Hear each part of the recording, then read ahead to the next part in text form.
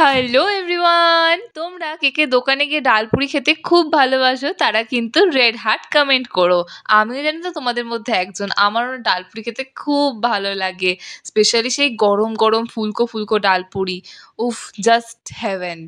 আর এই দেখো, আজকে মা আমার জন্য কিন্তু ডালপুরি বানিয়েছিল। রেসিপিটা চলো তোমাদেরকে শিখিয়ে দিই। সবার প্রথমে দেখো নিয়ে নিয়েছি গোলমরিচ, গোটা ধনে আর মৌরি। এইগুলোকে শুকনো খোলায় আমি ভেজে নেবো। এই দেখো, শুকনো খোলায় এগুলোকে ভেজে নিচ্ছি। এবার ভাজাটা হয়ে গেছে, এবার আমি এটাকে গুঁড়ো করে নেব। এই দেখো, আমি এখানে শিলনোড়া নিয়ে নিয়েছি, শিলনোড়ার মধ্যে কিন্তু গুঁড়ো করছি। তুমি চাইলে মিক্সিরও কিন্তু ইউজ করতে পারো।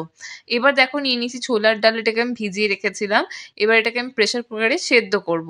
সেদ্ধ করব বলতে এটাকে খুব কিন্তু সেদ্ধ করছি না। এই দেখো, অল্প করে জল দিয়ে দিয়েছি, ঢাকা বন্ধ করে সিটি দেবো। আর এই দেখো, এটা একদম পুরো ঝরঝরে আছে, হাতে করে টিপলে কিন্তু তখনই ভাঙছে। তো এইরকম তোমাকে সেদ্ধ করতে হবে। এবার আমি দেখো মিক্সিতে এগুলোকে দিয়ে দিচ্ছি, দিয়ে কিন্তু ভালো করে আমি একটা পেস্ট বানিয়ে নেবো মিহি করে। ঢাকাটা বন্ধ করে দিয়েছি, ঢাকাটা বন্ধ করে কিন্তু এটা ততক্ষণ পেস্ট বানিয়ে নেব। আর দেখো, ঢাকাটা খুলে দেখাচ্ছি, এটা একদম কিন্তু মিহি ফ্লাফি একটা পেস্ট হয়ে গেছে। এবার কড়াইতে দিয়েছি সর্ষের তেল, তেল গরম। এবার হিংটা কিছুটা ভাজা হয়ে গেলে আমি ডাল বাটাটাকে এর মধ্যে কিন্তু দিয়ে দেব। দিয়ে ভালো করে কিন্তু এটাকে মিক্স করতে হবে। তার আগে দিয়ে দিচ্ছি স্বাদ মতো নুন আর অল্প একটুখানি চিনি। দিয়ে সমস্ত দেখো খুন্তি দিয়ে কিন্তু আমি এটাকে মিক্স করে নিচ্ছি, ঠিক এইরকমভাবে। আর কন্টিনিউয়াস কিন্তু মিক্স করতে থাকবে, নিচে দেখবে যেন বসে না যায়। তো সেটার কিন্তু একটু খেয়াল রাখো। কিছুক্ষণ ধরে কিন্তু এটা ভালো করে নাড়াচাড়া করতে হবে। তারপরে দেখো যে মশলাটা বানিয়েছিলাম সেটা কিন্তু এর মধ্যে দিয়ে দেবো। পুরো মশলা কিন্তু দেবে না, কিছুটা কিন্তু তুলে রেখে দেবে, কারণ পরে কিন্তু লাগবে। এই দেখো, ভালো করে কিন্তু এটাকে মিক্স করে নিচ্ছে। তার মধ্যে দেখো একটুখানি গায়েতে বসেও গেছিলো। তো সেগুলোকে কিন্তু খুন্তি দিয়ে ভালো করে নাড়াচাড়া করে নিয়েছি। আর ডাল বাটাটাকে খুব একদম শুকনো করবে না, কারণ ঠান্ডা হয়ে গেলে এটা কিন্তু তখন দেখবে শুকনো হয়ে যাবে। চলো এবার তরকারিটা বানিয়ে নিই। তার জন্য দেখো নিয়ে নিয়েছি মটর কড়াই আর নিয়ে নিয়েছি ছোলা। এগুলোকে প্রেসার কুকারের মধ্যে দিয়ে দিয়েছি। তার আগে দেখো দিয়ে দেবো স্বাদ মতো নুন, আর দিয়ে দেবো অল্প একটুখানি হলুদ গুঁড়ো।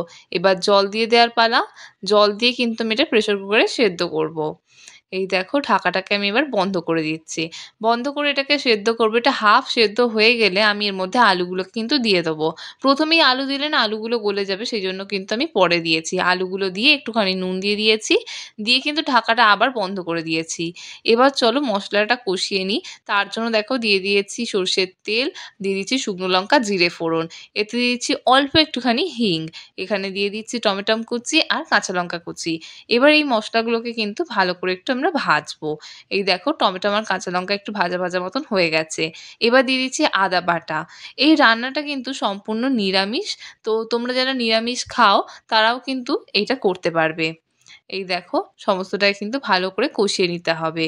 এরপর মশলাগুলো দিয়ে দেবো, ধনে গুঁড়ো, জিরে গুঁড়ো, দিয়ে দেবো লঙ্কার গুঁড়ো আর হলুদ গুঁড়ো অল্প করে।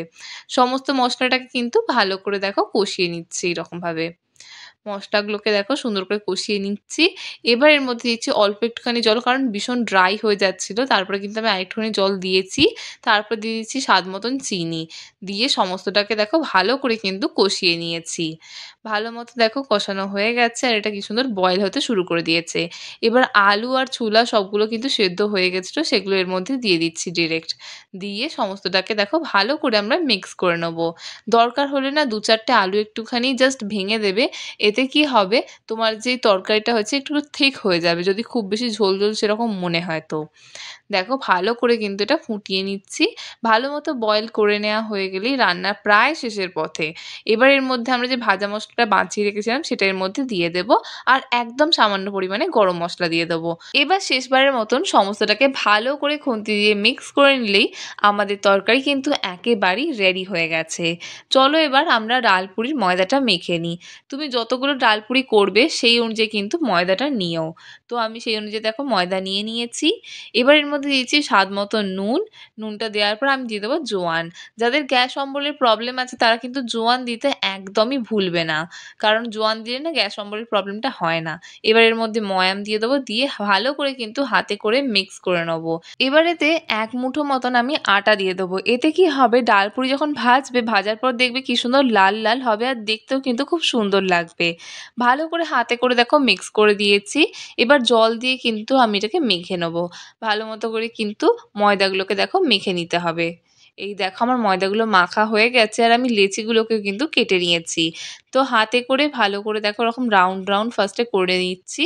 তো এমনি ফার্স্টে দেখো রাফ এমনি লেচি কেটেছিলাম, তারপরে রাউন্ড করে নিয়েছি।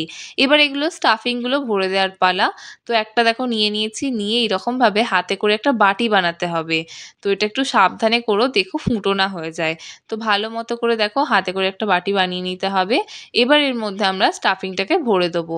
দেখো অল্প করে নিয়েছি, নিয়ে কিন্তু ভালো করে ভরে দিয়েছি। এবার হাতে করে ধারগুলোকে এরকমভাবে চেপে দিতে হবে। চেপে দিয়ে দেখো একটা রাউন্ড মতন শেপ দিয়ে দিতে হবে। এই দেখো আমি মুখটাকে একদম পুরো ভালো মতো বন্ধ করে দিয়েছি। আবার হাতে করে দেখো ভালো মতো করে রাউন্ড করে পাকিয়ে নিতে হবে। এই রকমভাবে কিন্তু সবগুলোকে আমরা স্টাফিং ভরে দেবো।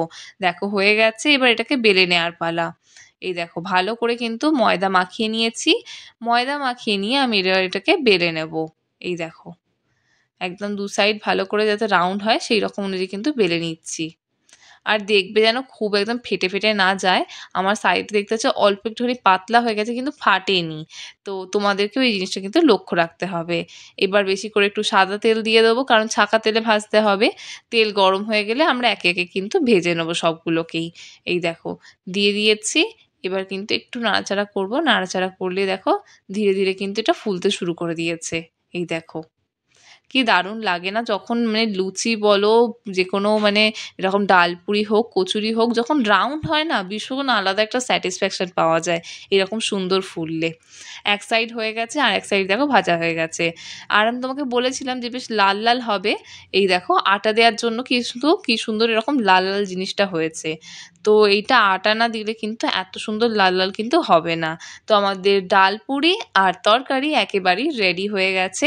শিখে গেলে কিভাবে বানাতে হয়, তো নেক্সট টাইম দোকানে খাওয়ার জায়গায় কিন্তু বাড়িতে অবশ্যই ট্রাই করো। আর কি সুন্দর দেখো ডালটা একদম পুরো দেখা যাচ্ছে। তো এনজয় ইওর ডালপুরি।